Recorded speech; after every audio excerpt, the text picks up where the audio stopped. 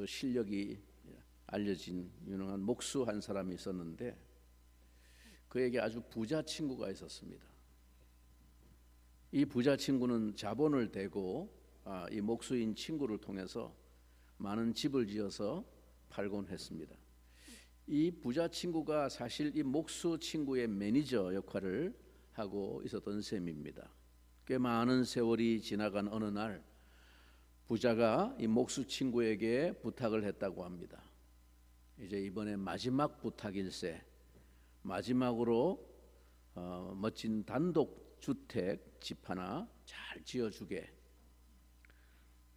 그렇지만 목수는 이제 세월이 많이 흘러서 많이 이미 노쇠했고 또 이제는 옛날처럼 열정도 많이 식었기 때문에 건축 자재를 아껴가면서 정성과 노력을 최소한 덜 들여서 적당하게 집을 완성했다고 합니다. 집이 완성되자 이 부자 친구가 이렇게 말합니다. 자네는 평생 나를 도와서 집을 짓고 파는 일을 도왔는데 이 마지막 집은 내가 감사의 표시로 자네를 위해서 지은 집이었다네. 자네가 이 집을 소유하고 이제 노후에 편안하게 살게나. 목수가 얼마나 후회했을까요? 그럴 줄 알았으면 자재도 아끼지 아니하고 최고로 쓰고 정성도 더 들여서 잘 지었을 걸 하지 않았겠습니까? 여러분, 우리 모두는 사실 생각해 보면 한평생 집을 짓는 사람들이라 이렇게 비유할 수 있습니다. 하우스 빌더, 집 짓는 사람. 우리가 물론 집을 직접 건축하지는 않지만 집을 사거나 짓거나 어쨌든 집을 짓는 사람들입니다. 하우스 빌더. 그러나 집을 짓거나 집을 매입하면 그 집은 내 집이 되지만 더 중요한 것은 그 집 안에서 어떤 삶을 사느냐. 그러니까 이 하우스보다 더 중요한 게 홈, 가정인 것입니다. 우리는 하우스 빌더일 뿐만 아니라 홈 빌더인 것입니다. 가정을 세우는 사람. 우리의 가정 생활은 아직도 진행형입니다. 우리는 홈 빌더의 삶을 지금도 살고 있는 것입니다. 창세기 성경의 첫 장 1장과 2장에 보면 하나님이 엿새 동안 만물을 창조하시고 마지막 엿새 되던 날 하나님의 형상대로 남자와 여자를 지으시고 그들을 부부로 연합하게 하시고 생육하고 번성하게 하셨습니다. 이 가정의 창조와 함께 하나님의 창조가 그 여정이 끝이 나고 완성이 됩니다. 그러니까 이 가정의 창조는 하나님의 창조의 완성의 마당에서 인류에게 선물하신 가장 고귀한 선물, 가정이라는 선물인 것입니다. 그런데 이 가정을 위탁받은 저와 여러분, 우리는 오늘날 어떤 가정을 만들어가고 있는 것일까요? 해마다 5월은 가정의 달이라 가정을 생각하고 강조하는 시즌입니다. 세상에서도 다 사방에 다 가정을 주제로 물건 파는 것도 지금 가정을 자극하면서 물건 팔고 지금 다 난리들입니다. 그래서 우리도 오늘은 가정주일로 하나님의 이 가정을 향한 메시지를 다시 한번 귀 기울이고 묵상하는 시간입니다. 그런데 요즘 이 시대의 상황이 그렇다 보니까 해마다 돌아오는 이 가정의 달이 되면 또 가정을 생각하는 이런 말씀을 듣다 보면 뜻하지 않게 의도치 않게 가정에 대한 상처와 아픔을 가지고 있는 이들이 적지 않게 많이 있습니다. 그분들에게 오히려 어쩌면 이런 날들이 더 마음을 무겁게 하고 아프게 하는 그런 족쇄가 될지도 모릅니다. 그러나 하나님께서 그런 상처를 가진 가정들이라 할지라도 하나님의 긍휼과 은혜 가운데서 우리를 회복하시고 치유하시고 마침내 섭리 가운데 이 모든 아픔까지도 선을 이루게 하시고 걸음이 되게 하시고 약이 되게 하셔서 주의 계획하신 우리의 생각을 뛰어넘는 열매를 만드시는 전능하신 하나님의 손 아래서 그들의 가정이 복을 받게 되기를 간절히 바랍니다. 오늘 함께 읽은 이 예레미야의 본문에는 두 가지 형태의 가정의 모습이 언급되고 있습니다. 성경은 이 두 개의 가정을 가리켜서 하나는 우상 숭배하는 가정, 또 하나는 성도의 가정이라고 말합니다. 오늘 본문에서 예레미야 선지자는 이 선지자가 살던 그 당시에 이스라엘 모든 가정이 뚜렷하게 이 두 가지 형태로 양분되고 있었다고 말합니다. 슬픈 사실은 당시 이스라엘 대부분의 가정은 그 가정의 주인이 하나님이 아니었다는 사실입니다. 대부분의 가정은 우상 숭배하는 가정으로 전락된 가정들이었습니다. 아니 이스라엘인데, 아니 하나님의 백성이라는 나라인데, 그런데 대부분의 가정들이 하나님을 주인으로 모시지 않았습니다.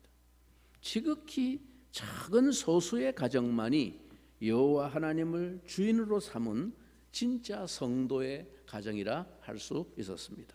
자, 여기 우리가 주목해야 할 두 가지 유형의 가정을 살펴보겠습니다. 첫째로는 우상 숭배하는 가정. 우리가 이 예레미야서를 쭉 공부하고 읽어보면 오늘 읽은 예레미야 7장부터 10장까지는 성전 설교라고 부릅니다. 그러니까 예레미야가 성전에 예배하러 들어가는 사람들을 향해서 했던 설교입니다. 자, 그러면 먼저 오늘 이 7장 성전 설교가 시작되는 7장 1절과 2절의 말씀을 한번 같이 보겠습니다. 7장 1절과 2절 다 같이 한번 한 목소리로 읽겠습니다. 시작. 여호와께로부터 예레미야에게 말씀이 임하니라. 이르시되 너는 여호와의 집 문에 서서 이 말을 선포하여 이르기를 여호와께 예배하러 이 문으로 들어가는 유다 사람들아 여호와의 말씀을 들으라. 하나님의 집 문에, 그러니까 성전 문으로 들어오는 사람들에게 예레미야가 한 설교입니다. 여기 7장을 통해서 먼저 하나님께서 가르치고자 하시는 것은 복받는 가정의 모습이 뭐냐 하는 것입니다.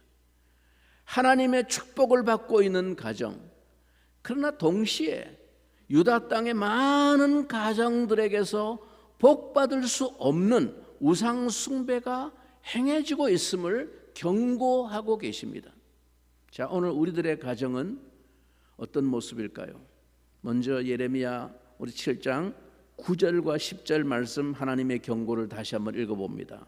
7장 9절과 10절 다 같이 읽겠습니다. 너희가 도둑질하며 살인하며 간음하며 거짓 맹세하며 바알에게 분향하며 너희가 알지 못하는 다른 신들을 따르면서 내 이름으로 일컬음을 받는 이 집에 들어와서 내 앞에 서서 말하기를 우리가 구원을 얻었나이다 하느냐. 이는 이 모든 가증한 일을 행하려 함이로다. 이 사람들은 전혀 여호와 하나님을 모르는 사람들은 아니에요.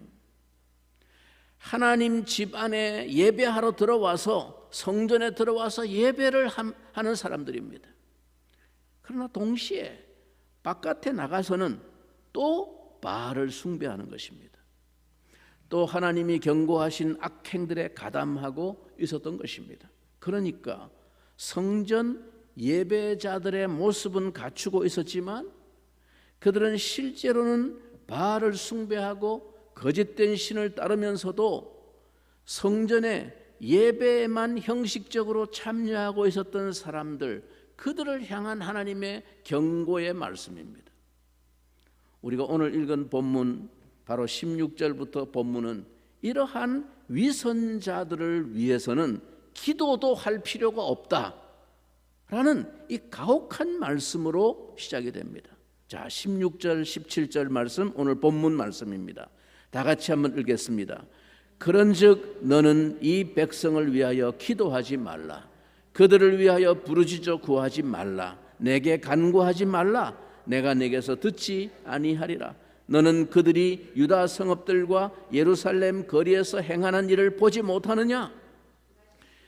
그리고 이어지는 말씀에서 그 당시 유다 가정들이 때로는 성전에 출입하며 하나님을 예배하는 일에도 참여하는 것 같지만 실상은 본질은 우상 숭배하는 가정임을 하나님께서 고발하고 계신 것입니다. 오늘 본문에 이어지는 18절 말씀을 봅시다. 18절 자식들은 나무를 줍고 아버지들은 불을 피우며 부녀들은 가루를 반죽하여 하늘의 여왕을 위하여 과자를 만들며 그들이 또 다른 신들에게 전제를 부음으로 나의 노를 일으키느니라. 여기 하늘의 여왕이라는 말이 나와요. 하늘의 여왕.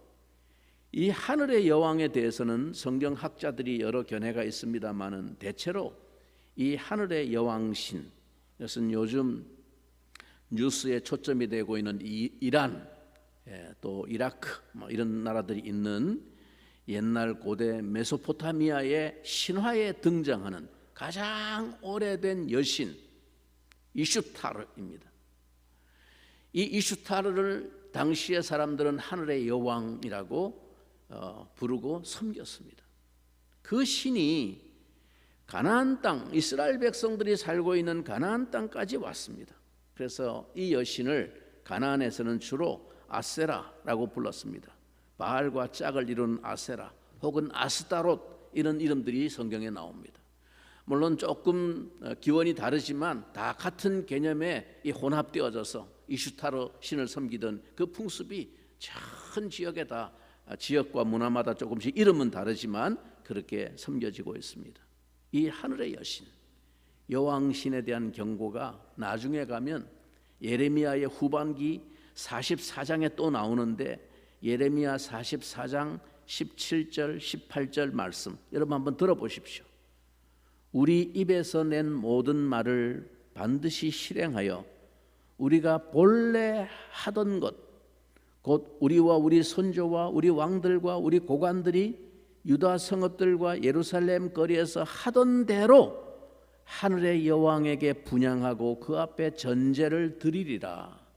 그때에는 우리가 먹을 것이 풍부하며 복을 받고 재난을 당하지 아니하였더니 우리가 하늘의 여왕에게 분향하고 그 앞에 전제 드리던 것을 패한 후부터는 모든 것이 궁핍하고 칼과 기근의 멸망을 당하였느니라. 그러니까 이스라엘 백성들이 우리가 하늘의 여신을 잘 섬길 때는 풍부하게 살았는데 그 여신을 제대로 섬기지 못해서 오늘 우리가 기근과 어려움을 당한다.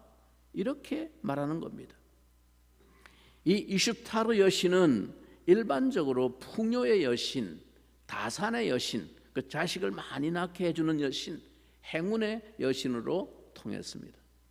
오늘 우리가 읽은 본문 18절을 다시 보면 이 신에게 제물을 바치고 제사하기 위해서 자녀들은 나무를 주워오고 제사 준비를 합니다. 그 사이에 아버지는 불을 피우고 부녀들은 가루를 반죽하며 여왕에게 드릴 과자를 만들었습니다. 이 과자의 모습이 이슈타르 여신의 형상을 가지고 있었다고 합니다. 그러니까 온 집안이 지금 잔치 분위기입니다. 막 애까지 가서 막 나무 주워 오고 막 아버지는 불 떼고 엄마하고 딸내미는 반죽하고 지금 막 신이 났어. 뭐 하려고? 여신에게 제사 드리기 위해서. 사랑하는 여러분, 오늘날 우리는 더 이상 이슈타르라는 이름의 신을 경배하지는 않습니다. 그러나 오늘 우리는 여전히 만물의 신, 혹은 로또의 신, 혹은 주식의 신, 혹은 재테크의 신을 숭배하고 있는 것은 아닐까요? 하나님을 때때로 주일날 와서 예배도 드리면서도 우리가 더 많이 숭배하고 마음을 주고 있는 것, 돈의 신, 재물의 신, 이런 신이 아닐까요? 아버지도 어머니도 자식들도 돈 없이는 인생의 가치도 의미도 알지 못할 것처럼 우리는 오직 돈에만 자산에만 매달리고 재산 증식에만 매달려 인생을 살고 있는 것은 아닐까요? 이슈타르를 제사하는 것입니다. 거기에 삶의 운명을 거는 것입니다. 이것이 바로 현대 그리스도인들의 우상 숭배의 모습입니다. 오늘날 우리의 가정들은 이런 현대판 우상의 신에게 제사하고 경배하는 가정의 모습으로 전락되어 있는 것은 아닐까요? 오늘 18절에서 이런 하늘의 여신을 경배하는 가정들에게 하나님이 말씀합니다. 이런 우상 숭배의 행위가 나의 경노를 일으키느니라 라고 하나님이 말씀하고 계십니다. 이 말씀은 그 다음 19절에서 반복되는데 19절 말씀 이렇게 말합니다. 여호와의 말씀이니라. 그들이 나를 경노하게 함이냐? 자기 얼굴에 부끄러움을 자취함이 아니냐? 자, 여기서 우상 숭배의 결론을 하나님은 두 가지 단어로 말씀합니다. 우상 숭배의 결론 두 가지. 이 두 가지가 뭡니까? 진노와 부끄러움인 것입니다. 그것은 나의 진노함이다. 이것은 너희들 자신에게는 부끄러움이다. 진노와 부끄러움이라는 것입니다. 하나님이 서야 할 자리에 돈을 놓고 행운을 놓고 거기에만 매달려 살고 경배하는 자들에게 여호와 하나님은 궁극적으로 진노하신다는 것, 궁극적으로 부끄러움으로 갚으신다는 경고의 말씀인 것입니다. 자, 그렇다면 성도 여러분, 하나님을 경외하는 가정이 추구해야 할 삶의 모습은 어떠한 삶이어야 할까요? 여기 우상 숭배로 전락한 가정들과 그렇지 않은 가정의 차이, 하나님이 기대하시는 가정의 모습은 어떤 모습이 되어야 할까요? 여기 참된 성도의 가정의 모습이 있습니다. 우상 숭배하는 가정과 대조적인 성도의 가정. 자, 그것이 본문 22절, 23절의 말씀입니다. 다 같이 우리 22절과 23절을 읽겠습니다. 한 목소리로 시작. 사실은 내가 너희 조상들을 애굽 땅에서 인도하여 낸 날에 번제나 희생에 대하여 말하지 아니하며 명령하지 아니하고 오직 내가 이것을 그들에게 명령하여 이르기를 너희는 내 목소리를 들으라. 그리하면 나는 너희 하나님이 되겠고 너희는 내 백성이 되리라. 너희는 내가 명령한 모든 길로 걸어가라. 그리하면 복을 받으리라. 아멘. 자, 23절 마지막에 뭐라고요? 복을 받으리라. 그리하면 복을 받으리라. 이게 하나님이 하시고자 하는 말씀이라는 것입니다. 이 말씀으로 약속의 말씀이 마무리되고 있는 것을 주목해 보십시오. 우상 숭배하는 가정에게는 결론이 뭐라고요? 진노와 부끄러움이었습니다. 그런데 그 하나님이 참된 믿음의 가정, 하나님을 주인 삼은 가정에게는 뭐라고요? 복을 받으리라. 얼마나 극명한 차이, 극명한 대조입니까? 그러면 무엇이 이런 차이를 만들어낼까요? 우선 예레미야 선지자는 우리가 성전에 나와서 제사를 드리는 것, 오늘날로 말하면 예배하는 것만으로 성도의 가정이 되는 것은 아니다 라고 말씀하고 있는 것입니다. 22절 말씀을 다시 한번 보십시오. 뭐라고 말했습니까? 사실은 내가 너희 조상들을 애굽 땅에서 인도하여 낸 날에, 즉 출애굽할 때 번제나 희생에 대해서 말하지 아니하고 명령하지 아니하였다. 물론 제사 제도를 말씀하셨지. 그러나 내가 말하고자 하는 핵심의 의도가 그게 핵심이 아니다 이 말이에요. 다시 말하면 너희들을 내가 애굽 땅에서 출애굽시킨 목적은 데리고 나와서 그저 제사나 드리는 사람이 되게 하려고 너희들을 애굽에서 구원해낸 것은 아니다. 이런 말씀입니다. 오늘날로 말하면 주일날 교회나 나오는 사람이 되게 하려고 너희를 구원한 게 아니다 라는 말입니다. 번제나 희생의 제사가 필요 없다는 것은 아닙니다. 예배가 필요 없다는 말씀이 아닙니다. 예배는 필요한 것입니다. 그러나 예배의 형식만으로, 예배에 나왔다는 사실만으로 여러분의 가정이 성도의 가정, 즉 복받는 가정이 되는 것은 아니다 라는 말씀입니다. 구약에서 번제나 희생의 제사는 필요한 것이었습니다. 그러나 그것이 하나님의 백성들을 그렇게 요란을 떨어가면서 애굽에서 이끌어내시고 구원하신 목적은 아니다 그 말입니다. 그러면 무엇이 우리를 하나님의 백성으로, 하나님의 가정으로 만드는 것일까요? 23절 말씀은 두 가지 원칙을 말씀합니다. 23절 첫째 뭡니까? 주님의 말씀을 들어야 한다는 것입니다. 계속 주님의 말씀을 경청해야 돼요. 너희는 내 목소리를 들어라. 그리하면 나는 너희의 하나님이 되겠고, 즉 말임 하나님 백성이 되는 첫 번째 기준이 뭐라고요? 내 목소리를 들어라. 내 말을 듣는 사람이 내 백성이 된다. 그 사람의 나는 그 사람의 하나님이 되어준다. 그런 말입니다. 우리는 날마다 우리의 삶을 위해서 하나님의 음성을 듣고자 하십니까? 오늘도 나에게 주시는 하나님의 음성이 뭘까? 어떻게 인도하실까? 하나님의 음성을 듣고자 하는 것, 이것이 하나님의 성도의 가정의 모습입니다.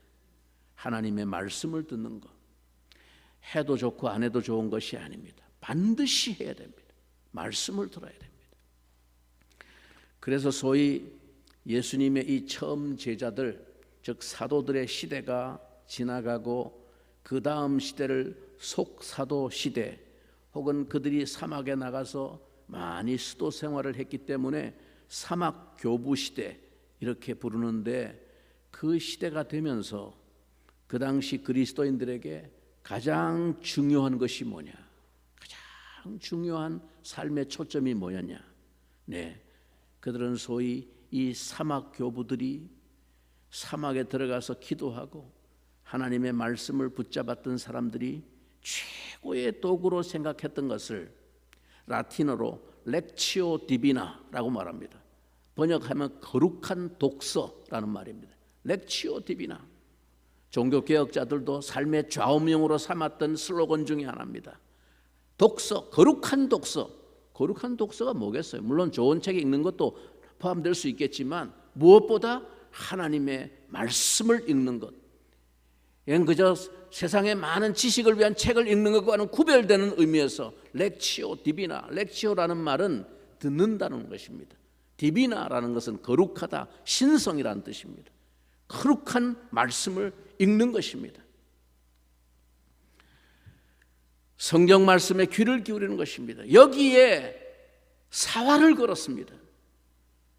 교회가 하루아침에 로마 황제가 국교로 받아들이면서부터 이후로 급격하게 세상에 물들어가고 세상과 동화되어가는 그때에 벌써 사도들의 제자인 이 교부들은 위기를 느낀 겁니다. 아, 이거 위험한데? 라고 위기를 감지하는 거예요. 정말 신앙의 순결성, 복음의 능력, 진리의 생명을 우리가 지키기 위해서는 이렇게 등 따시고 배부른 환경 속에서 동화되어 가서는 이 영혼의 순결을 지킬 수가 없다. 세소가 되어 간다. 그 위기를 감지하고 교부들이 사막으로, 아무것도 없는 사막으로 들어가서 움막을 짓고 수도 생활을 시작했습니다. 그들이 한 것이 뭡니까? 말씀을 읽는 것입니다. 하나님의 음성을 듣는 것입니다. 하나님이 이 시대를 향해서, 오늘도 내 영혼을 향해서 생명의 길을 밝혀주시는 하나님의 음성에 귀를 기울이고 그 말한 대로 걸어가는 삶을 살기로 결단했던 것입니다. 여러분, 날마다 나는 하나님의 말씀을 읽고 읽음으로 하나님의 음성을 듣고 하루를 살겠다. 이거 없이 하나님의 가정, 복받는 성도의 가정이 될 수 없다는 것입니다. 일주일에 한 번 교회만 나오는 것 가지고 안 돼요. 오늘 본문은 그것으로 성도의 가정은 아니라는 것입니다. 내 목소리를 들으라. 그리하면 나는 너희 하나님이 되겠고 너희는 내 백성이 되리라. 두 번째, 성도의 가정, 복받는 가정이 되는 질. 말씀을 들은 다음에는 주님이 명하신 그 길로 걸어가라. 하나님이 명하신 길로 걸어야 한다는 것입니다. 본문 23절 후반부를 보십시다. 너희는 내가 명령한 모든 길로 걸어가라. 그리하면 복을 받으리라. 내 말씀을 듣고 읽고 말씀을 붙들고 살아갈 때, 걸어갈 때 복을 받습니다. 말씀을 듣는 자만 되라. 거기서 그치지 않습니다. 듣고 그 다음은 들은 대로 걸어가는 것입니다. 그래야 복을 받으리라 라고 말씀하는 것입니다. 여러분, 예수님께서 산상수훈 설교를 마치시면서 마태복음 7장 21절에 하신 말씀, 나더러 주여 주여 하는 자마다 다 천국에 들어갈 것이 아니요 다만 하늘에 계신 내 아버지의 뜻대로 어떤 사람? 행하는 자라야 들어가리라 하셨습니다. 이어지는 7장 24절에도 다시 말씀하시기를 누구든지 나의 말을 듣고 행하는 자는 그 집을 반석 위에 지은 지혜로운 사람 같으리니 하셨습니다. 오늘 예레미야에게 하신 하나님의 말씀과 똑같은 것입니다. 너는 내 말을 들으라. 그리고 들은 대로 걸어가라. 그러면 복을 받으리라 말씀하셨습니다. 누가 반석 위에 집을 지은 사람이고 누가 천국에 들어갑니까? 말씀을 듣고 행하는 사람. 여러분, 성경의 마지막 결론인 마지막 책 요한계시록 1장 3절에도 뭐라고 하셨습니까? 이 예언의 말씀을 읽는 자와 듣는 자와 지키는 자들에게 복이 있나니. 읽고 듣고 지키는 자들에게 복이 있다. 그렇습니다. 말씀을 듣고 행하고 지키는 자라야 비로소 하늘의 복을 경험하고 산다는 것입니다. 교회당에 나오는 것, 주일 예배 성수하는 것 중요하죠. 그러나 거기에서 머물면 안 돼요. 더 가까이 말씀 앞에 귀를 기울이고 날마다 말씀대로 살고자 할 때 비로소 우리는 하늘의 복을 경험할 수 있다는 것입니다. 그리하면 복을 받으리라. 우리는 흔히 부흥이라는 단어를 자주 씁니다. 부흥 좋죠. 미국의 영적 대각성이 19세기에 대각성이 전 미국을 휩쓸고 간 대각성이 두 차례 있었습니다. 1차 대각성, 2차 대각성. 이 영적 대각성 운동의 중요한 지도자 가운데 한 사람이 미국의 예일대학 총장을 지냈던 조나산 에드워즈라는 사람이 있습니다. 1703년부터 1758년까지 살았던 사람입니다. 18세기. 그는 아주 경건한 사람이었습니다. 청교도 신앙을 물려받은 위대한 신학자이면서 설교자였습니다. 자기가 살고 있는 시대에 영적 부흥을 가져왔고 영적 각성을 전 미국 영토에 일으켰던 사람입니다. 그런데 흥미로운 것은 이 조나단 에드워드의 후손들이 어떻게 살았을까? 그것을 어떤 한 사람이 관심을 가지고 연구를 했습니다. 19세기 말에 A.E. 윈십이라고 하는 사람이 이 조나단 에드워드의 가계를 연구했습니다. 그 후손들이 어떻게 살았나? 100년이 넘어갔는데 후손들이 한 1300명 내지 1400명을 추적 조사를 했습니다. 쭉 조사를 했더니 미국의 부통령 한 사람, 상원의원 4명, 판사 30명, 대학 총장 10명, 교수 60명, 변호사 100명, 선교사와 목회자는 수도 셀 수가 없어. 수백 명. 여러분, 성경의 이 약속이 헛된 약속이 아니라는 것을 통계적으로 이 윈십이라고 하는 사람이 실제로 추적 조사를 하면서 그것을 증명하고 이 가문, 이 신앙의 명문가가 되는 것이 얼마나 중요한 것인가. 미국 사회에 큰 경각심을 불러일으켰습니다.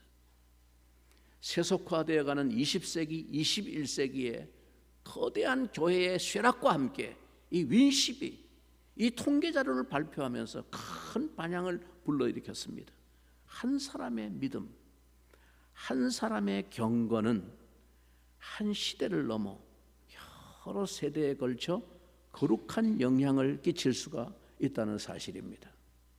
우리가 멀리 볼 것 없이 가장 가까운 곳 우리 땅에 살던 한 사람 얘기를 끝으로 해보겠습니다. 한국 땅에 와서 처음으로 복음을 전했던 장로교 선교사님, 우리는 호레이스 언더우드라는 이름을 기억할 것입니다. 이 언더우드 선교사, 이 땅에 개방이 되고 선교사의 타이틀을 가지고 처음으로 인천 제물포 항구에 입항했을 때 그 나이가 26살이에요. 26살. 여러분 26살 주변에 한번 보세요. 그렇게 철없는 애일 수가 없어요 요즘. 그런데 26살 그 나이에 그는 제물포에 도착한 그날 밤으로 함께 왔던 감리교 선교사 아펜젤러는 거기 있는 일본인이 경영하는 호텔에 그날 밤 머물렀지만 언더우드는 거기 편한 밤을 잘 수 없다. 인력거를 타고 한양까지 그날 밤 바로 올라옵니다. 도착한 그날 밤으로 서울까지 올라온 거예요. 그래서 한국에서 장로교가 길을 펴는 겁니다.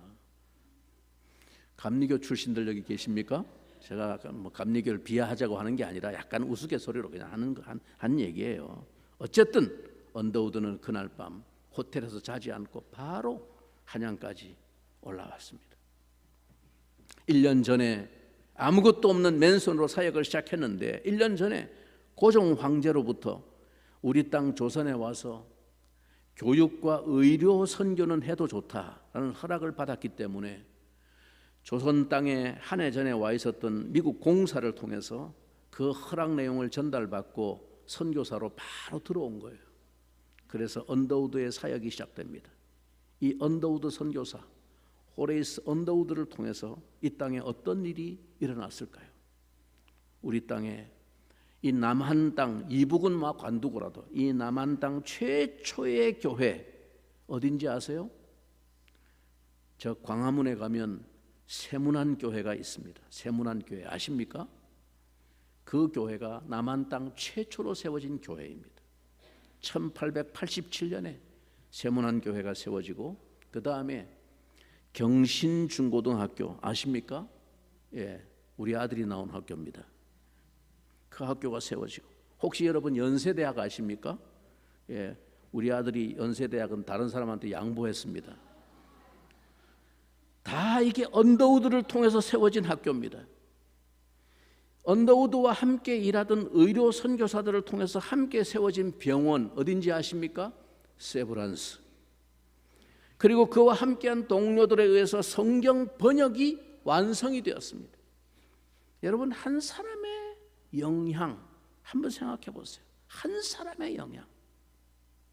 호레이스 언더우드는 자기 일대로 이 땅에서 영향을 미치고 끝난 것이 아닙니다. 그 아들 2대 홀튼 언더우드, 손자 3대 그랜트 언더우드, 지금 이 땅에는 언더우드의 4번째 4대 손이 살고 있어요. 한국 땅에 살고 있어요. 그들은 이 땅에서 복을 누리고 복을 나누고 복을 전하는 복의 통로가 되었다는 사실입니다. 여러분 이게 복된 가정의 모습입니다. 거룩한 신앙의 가문을 형성하는 것입니다.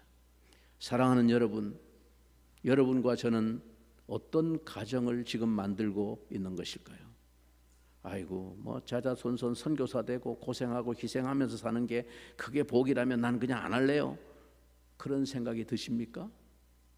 과연 우리의 가정, 여러분의 가정은 가정다운 가정, 성도다운 성도의 가정이 되어가고 있는 것일까요? 하나님의 말씀을 날마다 듣고 그 들은 말씀대로 행하고 애쓰는 성도의 가정입니까? 그리하면 복을 받으리라. 정말 우리의 가정이, 이 가정의 주인은 하나님, 하나님의 아들이신 예수 그리스도, 그분이 우리의 가정의 주인이 되어 있을까요? 그분을 주인 삼고 복을 누리는 가정이 되시기를 우리 주님의 이름으로 축복합니다. 우리 같이 한번 이 시간 우리의 가정들을 위해서 한번 기도하겠습니다. 이 땅에 알게 모르게 많은 상처를 안고 있는 가정들을 위해서도 함께 우리가 기도하면 좋겠습니다. 같이 기도하실 때 하나님, 한 번 태어나고 살아가는데 나에게 가정 주신 거 감사합니다. 우리 가정이 믿음의 가정, 복받는 가정이 되게 해 주시옵소서. 진짜 믿음의 가정이 되게 해 주시옵소서. 주님, 우리를 복 주시옵소서. 우리 한번 동성으로 기도하겠습니다.